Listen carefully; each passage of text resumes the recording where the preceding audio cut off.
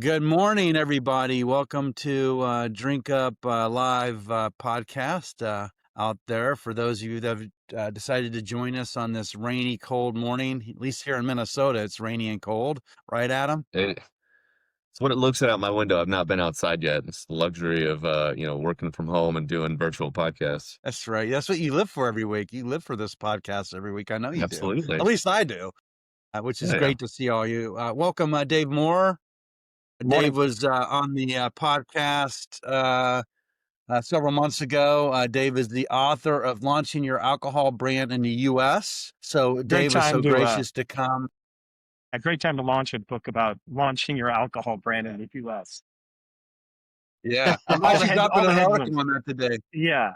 Who on earth would write a book about launching an alcohol brand in 2025? So Well, we maybe get into that later, but our main guest actually is Tom Harris. So Tom, welcome to the show, the founder and president of Ruby Pro Software. Before we get going, we just have a couple things we just have to share with everybody. We do every week. So first of all, I believe he knows he's a sponsor, but Jay Williams, I'm still waiting for my water. This is a can from 2 weeks ago. I've drinking all my Freebird, and there's nowhere to buy Freebird in Minnesota. If there was, I would go buy it. But Freebird has been gracious enough to sponsor us. They're actually in NASCAR now, which is pretty amazing. And my friend That's cool. Joey, which I'll introduce Joey and Jay, but maybe an opportunity there as well, Jay Williams. And then I want to thank Adam Smith for Alias Advising as a sponsor, my partner, Alicia Vargo, for sponsoring us with Bev Assets, and then Rocks, Ryan Helleman. I thank you for being a sponsor of the show too. And eventually it'll be Ruby Pro as well as Dave Moore. So you guys just don't know it yet. You're going to be forever sponsors of this show I was as gonna well. say we got to get, now that Jay's in NASCAR, we got to get like NASCAR style jackets, and we'll just turn around and show the back of the jacket with all our sponsor logos. We just won't even say anything. We're just brought to you by, and then the back of the jacket. That is a great idea. I'm sure a mutual friend that Tom and I have last night was giving me all kinds of good ways to do it. And I know he's a pro at that. So welcome, Tom, and welcome, Dave, to it. So let's get into why would a technology company and an author of a book want to come on Drink Up? Maybe we start there. Tom, tell a little bit about yourself, kind of who, when, where, why, and then we can go into Dave and then we can get into it. Well, I've been a technology executive at a lot of different companies for 30 years or whatever, and met you and Dave, as you know, about a year ago, and heard the challenges that you guys have with bringing small to mid-sized brands to market and competing against the big guys. I mean, Dave talks about it all the time. How do you create a level playing field between the guy who's selling 10,000 to 30,000, 50,000 cases against the million case brands? Just trying to create a level playing field out there. Point particularly around pricing. I mean, pricing is, as we talked about it, is the language between you and your distributor. So everybody's managing on spreadsheets today. You look at a distillery that maybe has 20 products and in 10 markets, and you got 10 times 20 spreadsheets that are managing your pricing, right? And how many times do people see that the formula screwed up, or somebody entered the wrong number in, or all kinds of other things that make the ownership worry about whether or not their pricing actually makes them profitable. That's a great point. I was going back and forth with Mark Alamy, as you know, for Burnt Church. Right.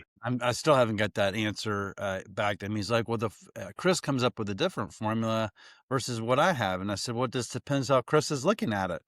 Right. So you got to set the pricing rules. And I do definitely think you need consistency. So I want to get into pricing for sure. And then Dave, thanks for joining us, because you're on a bit of a journey. of course. I mean, you've taken this pricing, you do more than just pricing, but with your winery, Shug Winery. So thanks for being here with Shug. I'm going to call Shug Winery out too. So tell us a little bit about you, how you arrived, collaborated with Tom, and the importance of it. Yeah. Well, thanks for having me on the show again. I guess our first episode wasn't an epic fail, Sam, for having me back on the show, but I love the content. I love, it's usually 7 o'clock in the morning when the show's on, but I like the little snippets you share with everyone and all your content. We really appreciate it. But I've been in the industry, 25 years. I started as a rep with, Southern Wine and Spirits, which is now Southern Glaciers, and worked for R&DC in California and ran retail divisions for other wholesalers before getting on the winery side. And so my experience really comes from deep knowledge and experience from both sides of the three-tier system. So as a mid-sized winery, one of the and managing sales, we have a very small team, and my goal is always to utilize technology and some of the things that Tom. I've actually known Tom's brother for a long time, and he was the one that actually reached out to me and said, "You need to see what my brother's doing." Always an early adopter with technology. As I grow Shug, we're close to a 40,000 case brand, and we do that all with 7 or 8 people. So my plan is to continue to grow and leverage the power and harness the capabilities of technology, especially some of the things that are happening now and how fast things are happening. There's just no doubt we can do it, especially with Ruby Pro, what Tom's done. So the experience that I have really comes from, a deep understanding of how the system works, right? From a supplier side and then also from a distributor side. So what Tom has created is an ability, for me to leverage, my time and my reach with my wholesalers. Big suppliers, big distributors have dedicated teams that can manage pricing grids. And anyone who's listening to this, and when I say pricing grid, it can get overwhelming, but it's just absolutely vital. And Sam, I hear you all the time. It's like, especially working with new brands and, starting with the end in mind, what's your retail and working it back. And it's just, even some of the big guys just don't even know. Like, just don't know. The price is just kind of the price. Somebody came up with it, and that's what we're working with. So, as Tom said, I think he coined the phrase, but I use it all the time, and that's using pricing as a language. The more time I can save my distributors, the more sense my pricing makes to retailers and to the wholesalers inside. Right? It's just so important. So, what Tom's been able to allow me to do is put all these different prices. I'm in 40 plus markets across the U.S. and add internationally, it's probably close to 70, 80 markets. So I've got one environment where all my pricing is. So it's a quick reference. It helps me manage my profitability and just knowing that confidently I'm controlling those. I've looked at all those costs. I know what my pricing is in each market. So it's just been super. I mean, it allows me the confidence to grow at the scale and the speed I want to because of what Tom's done. Yeah. I mean, pricing can be boring, right? It is boring. It is boring. But it's actually, boring the until most it's wrong. important. Exactly. So thanks for taking the bait, because it's not boring at the end of the day. It all starts with price. If you don't have the right price on the shelf, if you're losing or you're bleeding money because you don't understand what your true profit is or what your partners are making, what the retailer wants to make, what the distributor expects to make, you're going to arrive nowhere. You're just going to be sitting there at a price point that's not competitive, or you're not even going to arrive at a price point. Oftentimes, brands start with price based on what their cost of goods are. And that's another thing that's amazing. I know Adam is into this. It's like, how can you price at that, but your cost of goods are more than what you want to price at? So you have to understand what your cost of goods are. And so it starts there as well. So I could go deep on this all day long. Adam, any thoughts and how you want to maybe ask? I know you're thinking some questions maybe you can bring up to discuss with the team. Yeah, I mean, I think I just wrote down, because I love the way it was phrased, pricing as a language, right? I like, bear with me. I'm trying to come up with an analogy, only being about a cup of coffee in. I'm not fully caffeinated yet. Need a bigger mug. Yeah, right. Exactly. I think that the reason I love that is like, you think about like a Duolingo or whatever, like trying to learn a language. Like, if you tell somebody like, hey, I'm learning Spanish, like it's understood first that that's going to take a while before you're fluent, right? Second, that you're probably not going to try to get hung up on saying everything the exact same way every time. Like, the point of a language is to learn multiple ways to deliver the same or similar communication, right? All the words at your disposal. And so I think maybe the question for either one of you, right, is like, or for all of you, Sam, you included in this, is because it's part of what I go through with people, even operationally, is like, how do you get people to emotionally, I guess, let go of it has to be this price or my brand's dead, or it has to be this margin or my brand's dead? Because like, from a language perspective, it's like, well, I have to say it this way or nobody's going to understand me. Well, that's just not true, right? You don't have to use the same words every time for someone to understand you. In fact, if you do use the same words every time, and you sound robotic, people are probably going to avoid working with you for different reasons, right? Does that make sense? Well, it's interesting you bring that up, Adam, because one of the things that I expected when I got into this journey, and Dave corrected me very quickly on this one. Let's say you're even in with one of the big guys like at Southern Glacier. They don't talk about pricing the same way in California as they do in Florida or Texas. I bet They not. just don't, right? And so, being able to talk about pricing the way that market talks about pricing is a critical element of success in the pricing business. Mm-hmm. So, and at the same time, you think about your brand, and the pricing is one element of it, but what's your go-to-market strategy, and how does your pricing get reflected in your go-to-market strategy, or how does your pricing support your go-to-market strategy, right? Yeah. Totally. Are you trying to what's your strategy for on-prem? And how does your pricing incentivize on-premise to bring your product on board? So without taking us too far down a rabbit hole, if you can, based on your experience, I'd just be really curious to use them as ends of the spectrum. If you could pick one or two things that's different between the way people talk about pricing in California and the way people talk about pricing in Florida, like was there like a flashing neon sign of like California talks about this as their number one priority, or is there, top two things, but Florida does this instead, or the numbers are this different, or does that make sense? It does, and I guess, well, first of all, there's there's regulations that force certain markets to have different conversations, right? I mean, you've got the case one markets, and then you've got the markets where it's the Wild West to some extent. And one of the things that amazes me in like California, Dave, your price grid in California is probably 30 lines in each product, right? And we kind of feel like Southern has to do that for Well, it's whatever the reason. quantity discounts there, right? Yeah. So when Like you gain.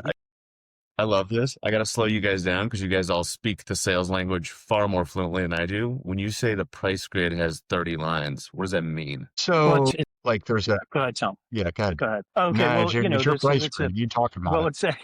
it's a matrix of if then there California allows quantity discounts. One case might be a certain price, a two case, brand combo, a three case, and it just multiplies and expands from there. It can get really, really complicated, but what you figure out, and the reason why it gets complicated is because now there's more focus on compliance than ever before. Back in the day, back in the Stone Ages, when I started, it was like if a customer wanted a price, I'm the supplier. If a customer wanted a price, I could extend the price to them. But now there's just rules and regulations, which I think are a good thing. But what happens is it's the typical 80-20 rule. 20%, 20% of the 80% of the pricing you have in a grid, really sales reps and managers follow the 20% of it. But these other opportunities have to exist for big box retail and just to maintain compliance. But to know which one of those kind of those line items resonates most with not only your retailer but your distributors, right? I mean, I tell the story where a wholesaler or distributor rep, a sales consultant's out in the field. They have an opportunity, for example, for a Pinot Noir to sell, in either retail store or a restaurant, and they flip open their SFA, their unit. The pricing has to make sense, like literally within seconds. Like it just has to, Sure. okay, Mr. Retailer, Mrs. Retailer, if you buy two cases, this is the sugar price. If you buy three, it just has to make sense like immediately. And there's just, it's just a mind-numbing number of options that are out there because there has to be. Sure. But we end up going, and what Tom's done is Sure. really make it easy for us to hone in on which ones are most vital, how profitable they are for me and the distributor as well. No, I mean, thank you for the answer. It's super insightful for me because Sam knows this, and I think, Dave and Tom, you may as well. I know it's been a while since we've spoken, but a lot of the brands I talk to, and a lot of the brands everybody in this business talks to who are new will, oh, I'm going to start here, and then California's next, or LA is next. Maybe it's not the whole state. I'm like, oh, cool. You're going to go take a swing at the world's 9th largest economy.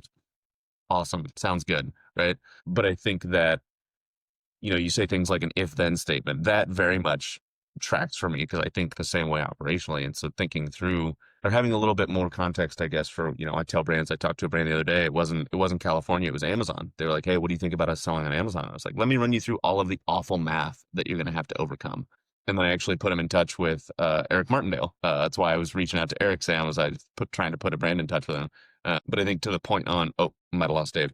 Or maybe that's my connection. Tom, can you still hear I'm me? seeing the same thing you are, Adam. I think Dave's video just went off and Sam's video just went off. Well, all right. It's you and me. Yeah, it's you and me, Goody. I think it's you and me.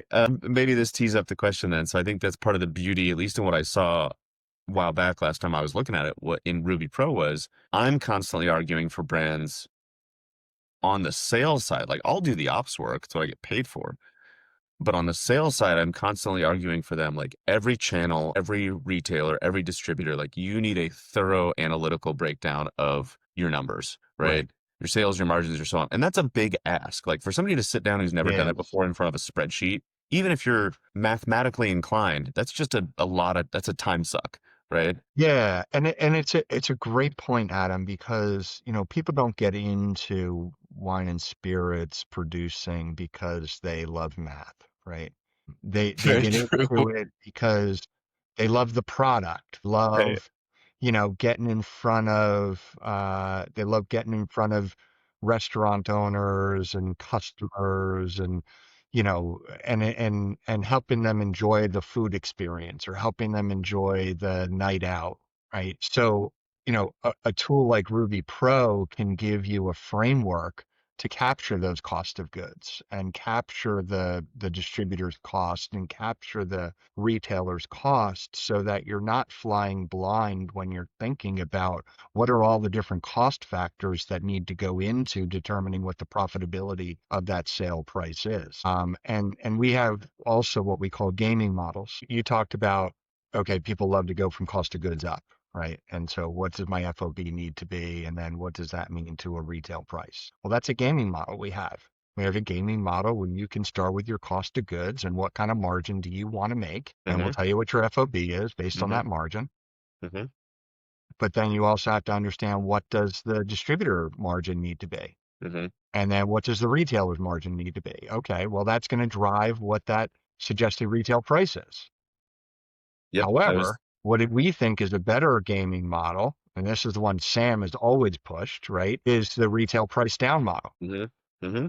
Now, your cost of goods to some extent are your cost of goods, right? Right. Like there's only a certain amount of operational cost you can take out in order to get your cost of goods to the right level. But you know who your competitors are, you know what your comps are, hopefully you know where your suggested retail price needs to be in order for you to penetrate the market against a certain competition base that's on the shelf right next to you. So we provide a gaming model that says, okay, what's your suggested retail price? Okay, great. Well, you can expect that the retail level is going to expect 30% margin or maybe 25% margin, depending on the state. And then the distribution is going to want frontline to be in the 30% margin range, and maybe they're going to be able to come down to. Do you want to actually, Tom, you want to actually show what it looks like? I would love to have you put it on the screen so people can see what you're describing. We're losing them again. Because it's so freaking easy. Yeah, you just so many people don't know how to work their pricing.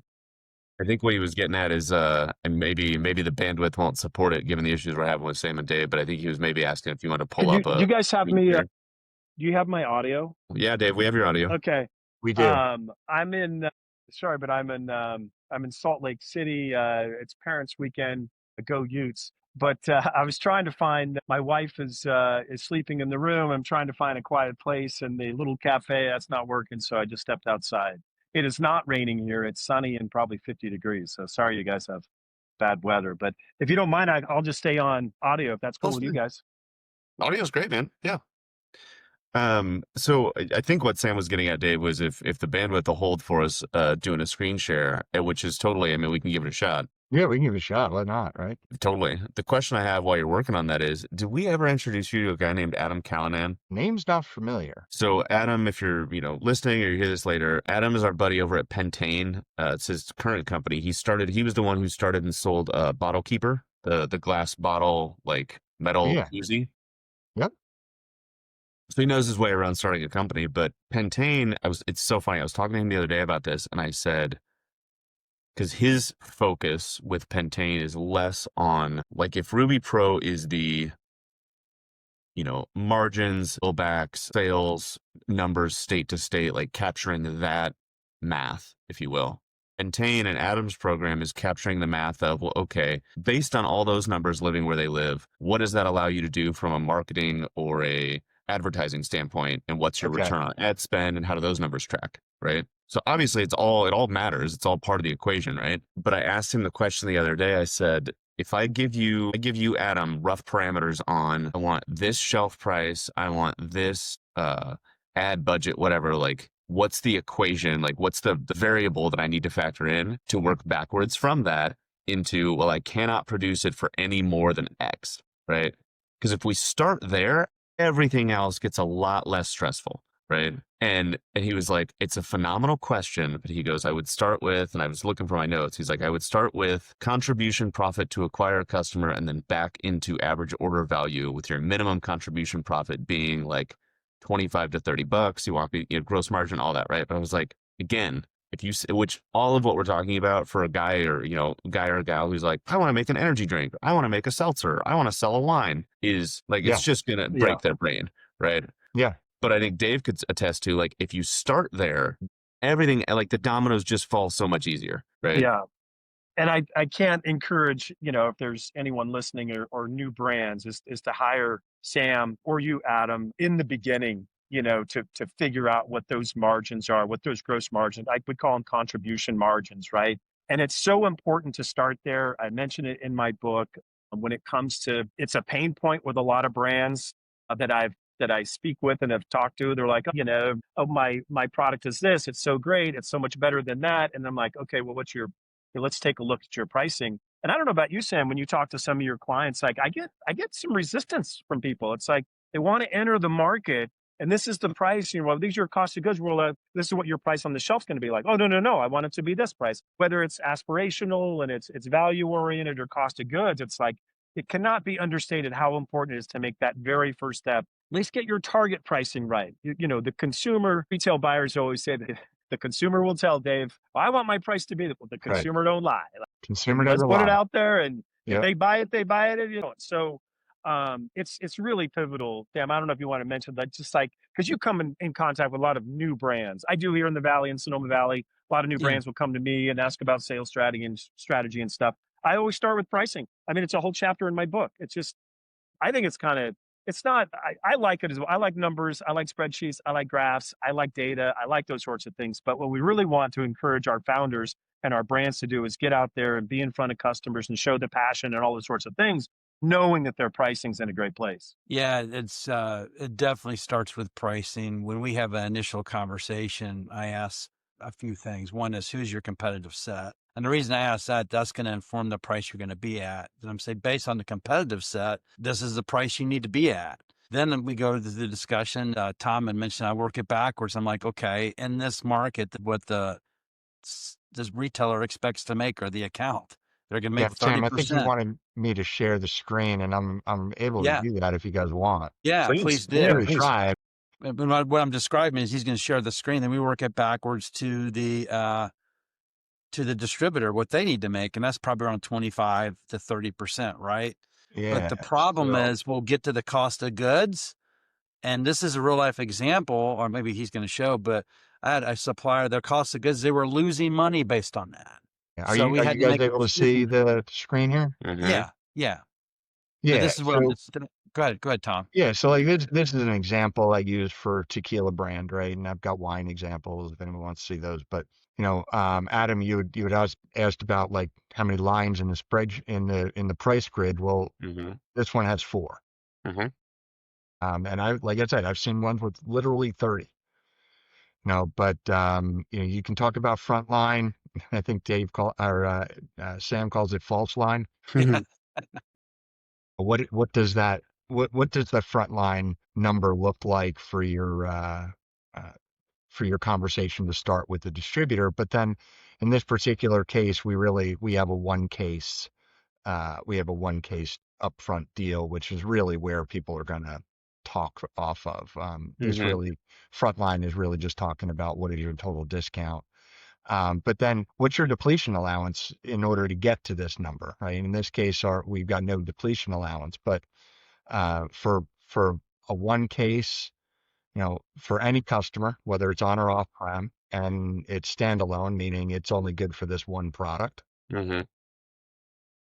But now we may quickly want to move to a 5-case brand deal. So this means if I'm buying any 5 cases in this tequila brand, and we're trying to get to, we're starting at a $59.99 price, but we're trying to get down to a $50.99 price because we think that that's really where the market is going to buy it off of the off-premise, location, right? So in order to get to this number, and hopefully our retailer will take a 28% margin on it, and maybe our distributor is going to be willing to take, I'll say a 25% margin on it. But that means me as a supplier, I've got to give almost a $16 depletion allowance in order to be able to support this shelf price. Mm-hmm. So Hey, that's where the Tom. language comes. Sorry, I just want to make sure when you're done talking about this, is that I can extend a little bit on DA, just and how. So when you're ready, just cue it up or tee it up for me. Well, and the other thing that people need to recognize too, and Dave, I'm almost done, so I'll let you go in a second. But so this is a 25 case family deal. Now, not too many small suppliers are actually expecting to sell 25 cases in a single deal, right? But what this actually means is it's actually the distributor's family. Mm-hmm. So it's anything in the distributor's portfolio. If the distributor has a 25 case deal, right? Well, you want to be part of that deal. Mm-hmm. So how do you get to part of that deal? Well, you're gonna give price breaks to be part of that deal. And so in this particular case, you're giving almost a $25 DA to help the retailer at this price point of $45.99. And this is probably a larger off-premise location that you're trying to push to, but you're getting to 27.5% margin, and maybe your distributor is even willing to go down to 20% margin, 22% margin in order to get this 25 case deal. No, they're not. Just so you know. Right? I know. It's a bit of a fictitious deal, price level, but the point being that, you want to be part of the larger deals. You got to figure out what you're willing to give up and what gross margin you're willing to go to. And at Frontline, we're starting at 63%, almost 64% gross margin, which I see a lot of times in the spirits world. The wine world would love to get to those numbers. Being willing to go down to that 57% margin in order to be able to get into those larger deals is a critical component of that success. Well, when you're starting out too, Tom, let's just call it is. Sometimes they're going to lose money to be competitive, like RTDs, because the cost of goods are so high on the can, and Adam can appreciate this. They need to be below $20 for a 4-pack, but for some reason, I got to be at $24.99 on my 4-pack or I'm not going to make money. I'm like, look, you're not going to make money for 2 to 3 years if you want to come in and compete into this category. Yeah. So this actually helped them figure that out, because remember, I asked, who's your competitive set? What is the expected retail margin, and what is the expected distributor margin? In a lot of cases, until they get the volume up, volume needs to go up for cost of goods to go down. Adam, I don't know if you have some thoughts on that, but really, you need to have 2 to 3 years of money in the bank to make this work. Because if you come in uncompetitive, you'll just collect dust on the shelf. Yeah.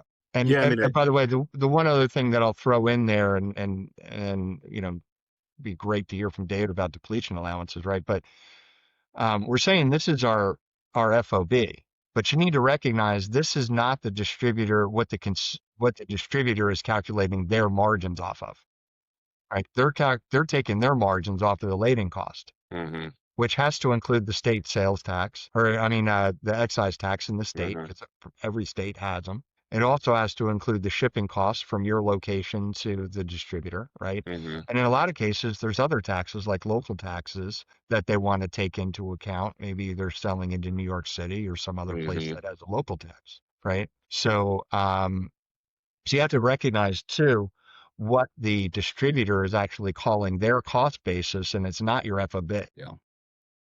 Well, I'm going to shut up because I want, again, the layman over here. I understand the word depletion and the word allowance, but I would love to have Dave explain to me what those words together in this structure mean. Yeah. So it's as you mentioned, Tom, the retailer has kind of what we call a minimum margin requirement, right? And sometimes it's a range. Sometimes if it's a feature, they might work off of a little bit less. So does the distributor. They have their kind of target margin, kind of a margin requirement they call a little more.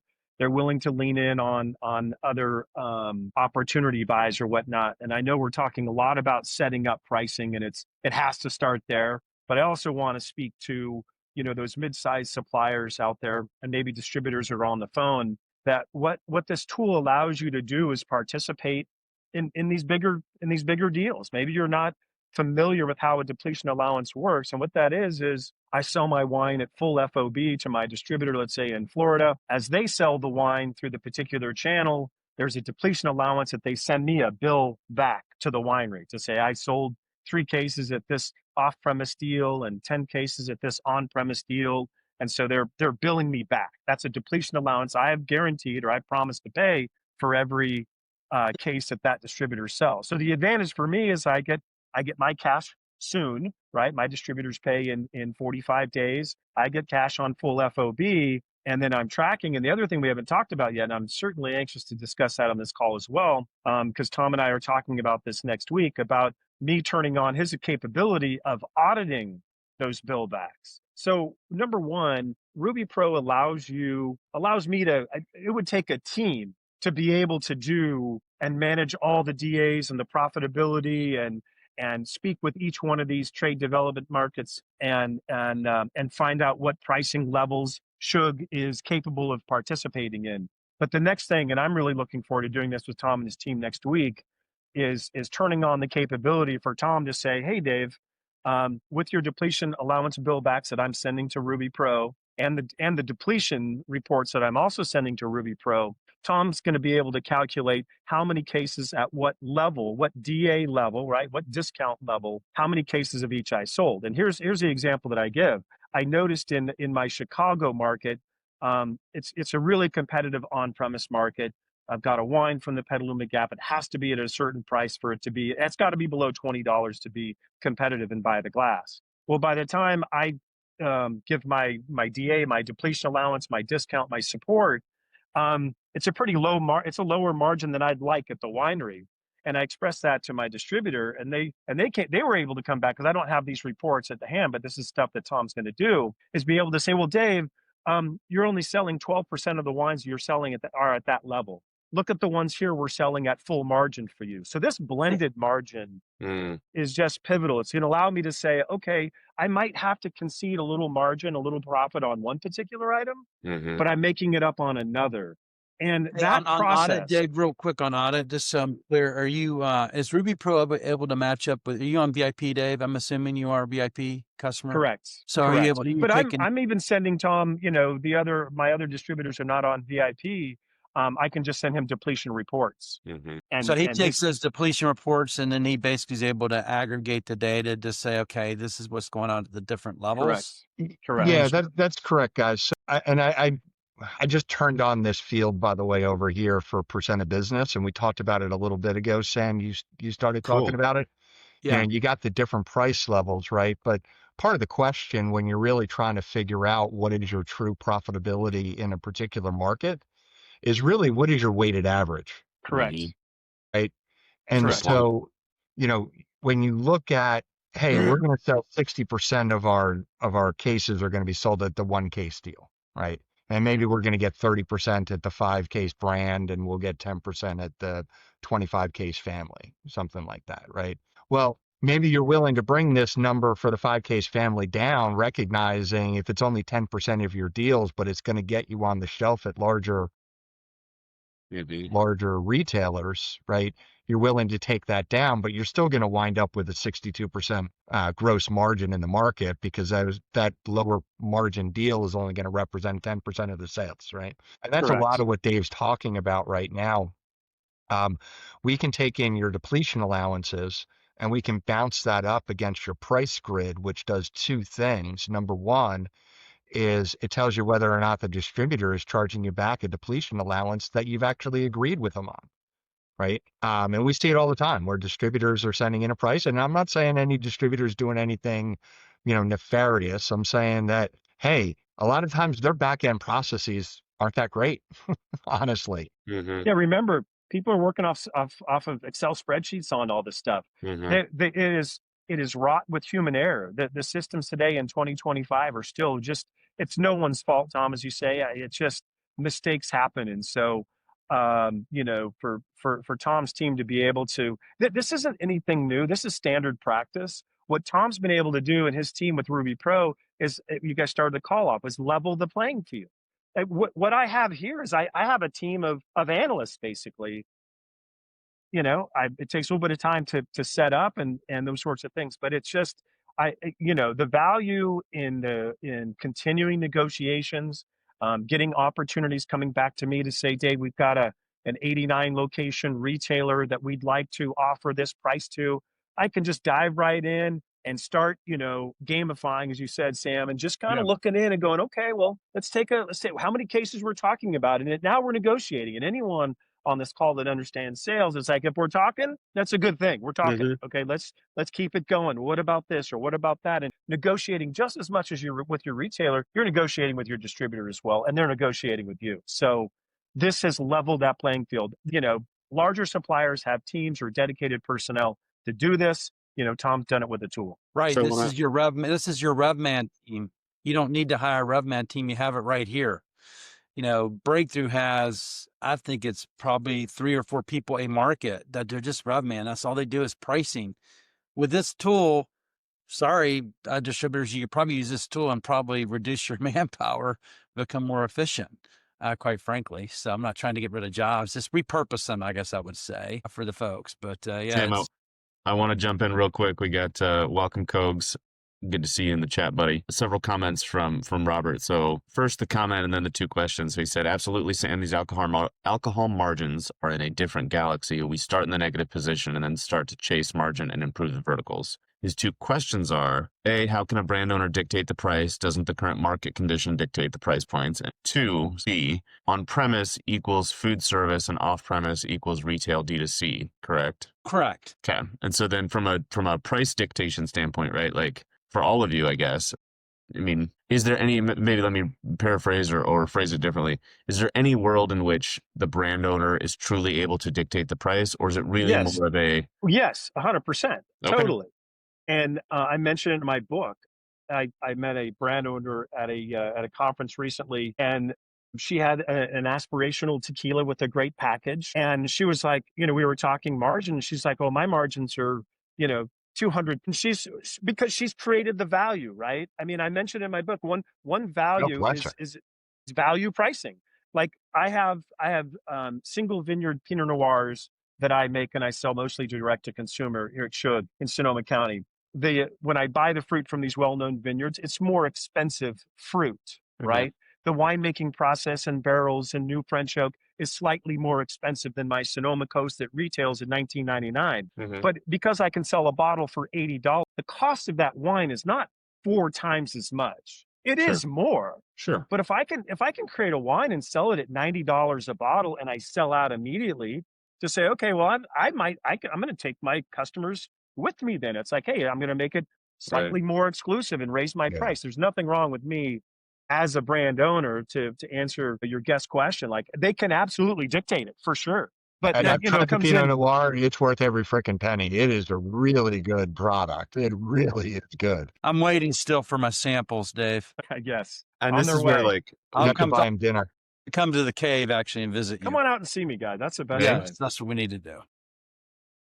I do not want to send us all the way down this rabbit hole, but I do think it's interesting between the wine world, the spirits world, the beer world, the RTD world, the non-alc world, right? I'll pick on energy drinks, right? Because we've got a couple folks doing that right now. Total departure from wine, right? I would assume, I'll put it that way, I wouldn't argue, I would assume there's a little bit of that can happen, right? But that's a market where, if you came in and said, hey, here's a $5 per 12-ounce can or even a 16-ounce can energy drink, it can be the greatest thing since sliced bread. Good luck, right? Like you're not dictating that price. You know what I mean? Yeah. Well, But two words. Oh, go ahead. I'll let you no, finish. go ahead. 2 words: liquid death. Fair That's point. just Fair point. it's just incredible, and so Yeah. it can happen. Now, I think what we're most of us on the call are talking about is when we get in these competitive sets, we want to get into retail, and we don't have the marketing genius that those folks had. Just incredible, and we see it all the time. And I guess we get caught in our own little vacuum of I've got wines I want to be competitive on the shelf. Right. I can't dictate that price. I know I've got to be within a range so then I can work it upstream to say, okay, well, how profitable am I going to be based upon my cost of goods and based upon the DA or the support that I'm giving the distributor. And Tom's tool has allowed me to capture all of that. Right. And that's really what I guess as a mid-sized winery, or what we all want as salespeople, there's opportunities coming to us. Right. There's an email to say, Dave, we have an opportunity. So clearly they've already seen the pricing that I've set up in the system, but they're just like, I just need a little, I need another dollar here, or I need a little. And therein lies the negotiation. And that it can't be understated about how often I use Ruby Pro for that. Yes, I set up the pricing. Yes, I've got all the visibility. I'm tracking all those things, but I'm on it. It's on the background. Just like my email, it's on the background of my computer at all times because I'm just okay, can I move there? Or then Tom might send me a report and I'm like, this price is not working. There's 0 sales at this, price I thought was the best price in the history of wine making and wine You selling, just and said it didn't something work. very important, by the way. So Tom's your partner. So Tom actually is looking at your price. He's just not a software company. Yeah, no, Yeah, absolutely. We're on the phone all the time with people talking about their pricing and what does it actually Yeah. mean. And, and again, Dave's a numbers guy, right? Like Dave knows his numbers. But honestly, I meet a lot of brand owners who don't, right? And it's not a criticism. It's just not who they are. And so, trying to work with them and make sure that they understand what their numbers actually mean. Yeah. And there's some complicated models out there, guys. Yeah. Sam, you and I spent how much time talking about free goods, right? Did you get that Yeah. done yet? It's George's It's in live, there. right? Yeah, we got free goods in there. Absolutely.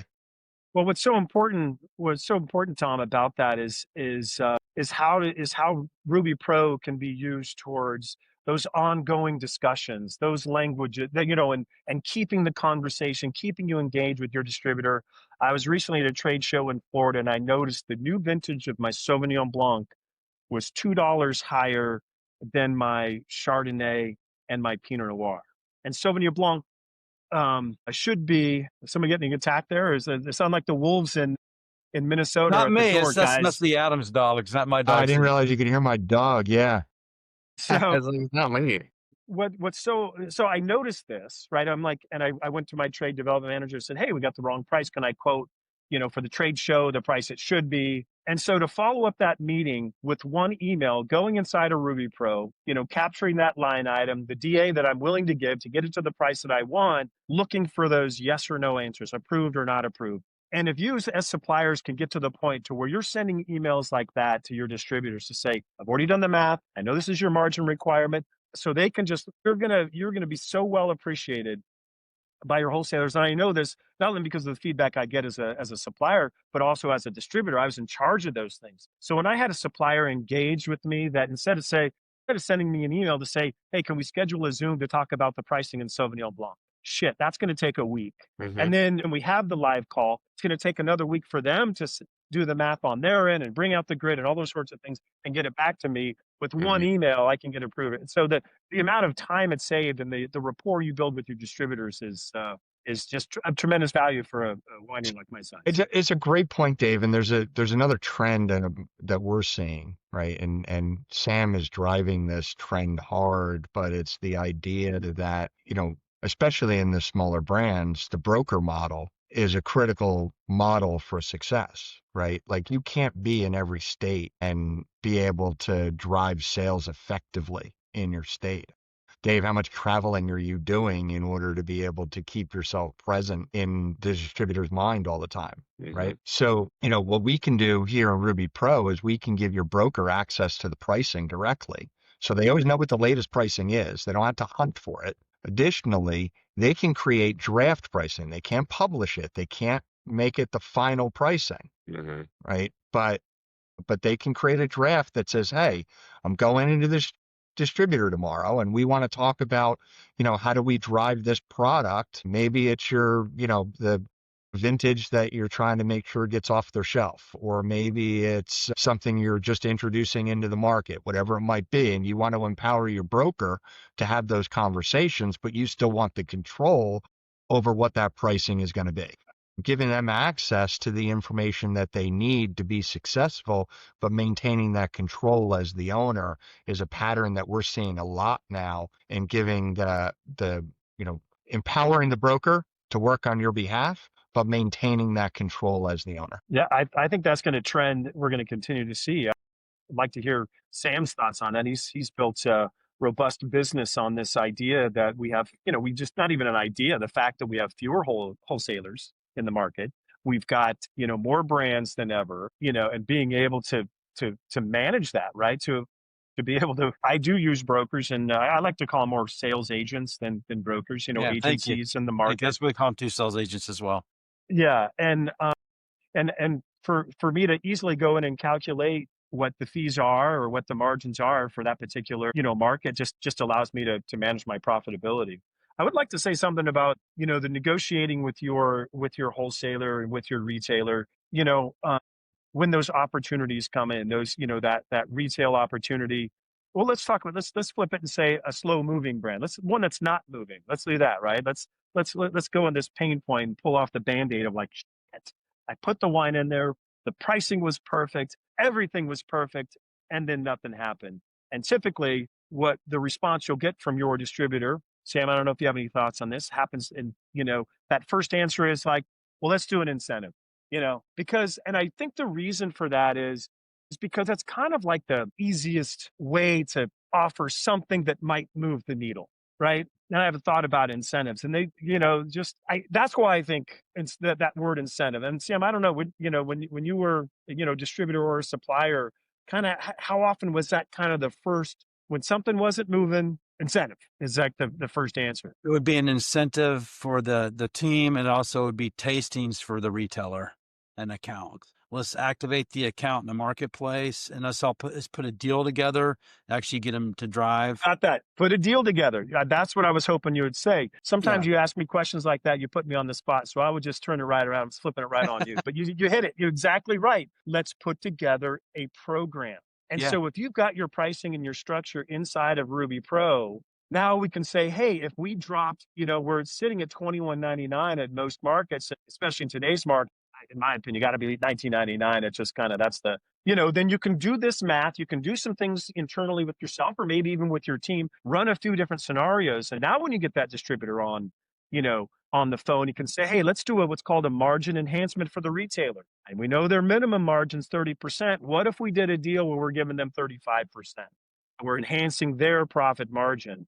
But you can do all those sorts of things prior to calling your wholesaler and making the presentation. And if you have all these numbers in front of you, or even better you send an email teasing them to say, would this be an option? And you've done all this math, you export these really, really slick sheets that Tom has. You're just setting You said something really important. I wanted to talk about that, is that you can actually, Ruby Pro, you can actually export the sheets in Excel, PDF, PowerPoint, to your retailer, your accounts, and to your distributor, and to your team, which is really important. Yeah, and to be proactive and participate in that it's how Shug's able to, to leverage, my voice. I handle global sales. I run the winery. We have a small team, and that's the plan. We continue to use, sales agents in some key markets, but to be able to have meaningful discussions like this and negotiations, even with the retailers. I have my own relationships. Can't encourage suppliers out there enough. I think that's what the big change is going to continue to happen in the industry, is suppliers are going to have to be more active in the sales process. No longer can we just depend upon our distributors. No fault of theirs. They're overwhelmed, so it's just, it's something that's vital. And if you can be proactive, run some different profit scenarios and all those sorts of things, because you where your profit's going to be, you have internal approval, or maybe you can make that decision yourself, but you can run these scenarios, and now you're negotiating, now you're discussing. Maybe the distributor also is like, we haven't done a great job on this either. We're willing to concede a little margin on our end as well. Yeah, right? So this is really, now you're negotiating. yeah, it's really good, Dave. So first of all, it's Halloween and the werewolf is out. Clearly, So be Tom, careful, guys. be careful, please, because it must be a full moon or something's Yeah, going on. he's a 20-pound terror. So one of the things I'm going to give Tom an opportunity just to bring it home in terms of some last closing comments, as well as you, Dave, and Adam, and then I can certainly wrap it up. But the one thing at Bev Assets we do, we call Ruby Pro our pricing and analytics team. So when we bring in a new customer, a client, we introduce them to Ruby Pro. And what we say is, we want to get your pricing on Ruby Pro, and this is why. And Dave, you answer all the questions. One is, our brokers have a view, as well as our distributors. It manages our pricing in one spot, and it keeps everything really clean. But this is really expensive software, right, Tom? I mean, people can afford this. Yeah, thanks, Sam. No, actually, we started at $20 per market per month, No which way. is and there's no startup costs. So we'll help you get your pricing in and convert off of those spreadsheets and into Ruby Pro. And yeah, and there's no upfront commitment. There's no term commitment. It's, $20 per market per month, and get at it.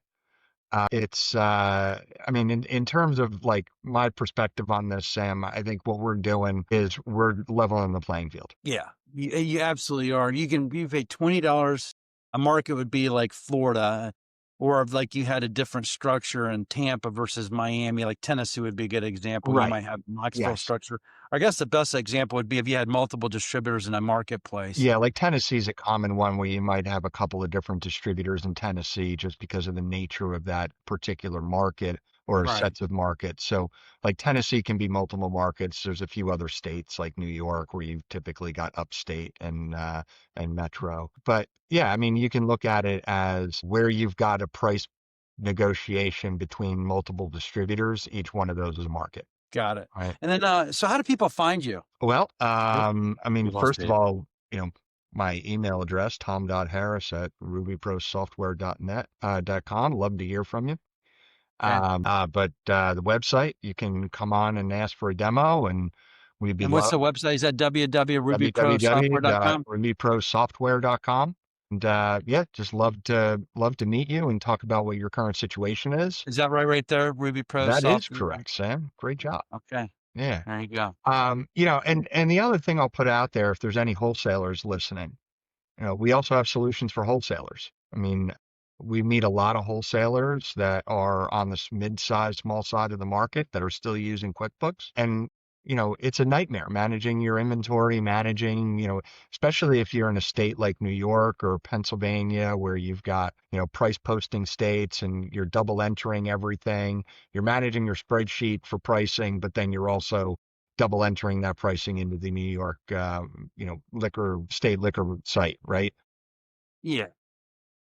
We can help you manage that data and manage that process from end to end for. You're going to actually in that save them order. money at the end of the day, Oh, absolutely. like hundreds of thousands of dollars. Yeah. And again, our model is we're long-term thinkers at Ruby Pro. We're here to have a long-term relationship with you, right? We don't charge startup costs. Typically, we have by the month pricing, no commitments, and reasonable pricing to really help the small guy be able to compete with the big guy. And there's the wolf again. Yeah.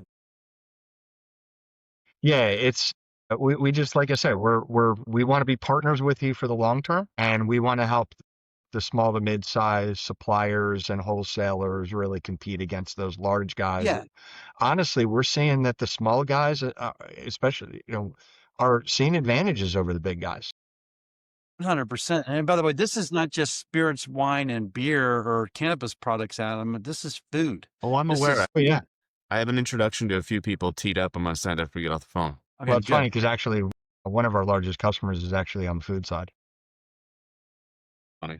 But yeah, it's agree with you, Sam. And I think as we see the market pressures, a lot of the small people are taking advantage of it. Like they're picking up I see the wholesalers picking up brands that the large guys are dropping. And I see the small suppliers really creating those relationships either through the broker model that I know, Sam, you're pushing real well, or like Dave does, just getting out and pressing the flesh in as many markets as you can and creating those meaningful relationships and telling those meaningful stories about your brand that really resonate in the market. And if we can help to level that playing field by giving you technology that helps you make better decisions, then that's what we're here for. Yeah, you're the Revman team in this tech stack that you've created, which is amazing. Yeah.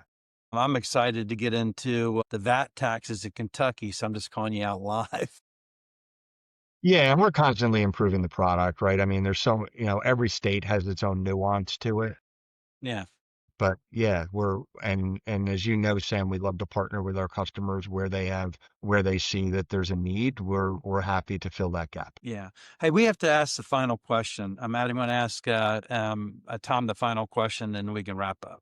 Absolutely. Tom, what is the difference in your mind between success and failure? Difference between success and failure. I think the main thing that I see, number one, is the brands that can focus more on the customer, the better you're going to be, but you can't lose sight on the ball of your own profitability. So Okay. know the customer and know you're profitable. Yeah. And if you can do those two things, you can find success. Okay. Brilliant. Well, as Absolutely. let's just wrap up. We'll go around the circle. Adam, any closing thoughts?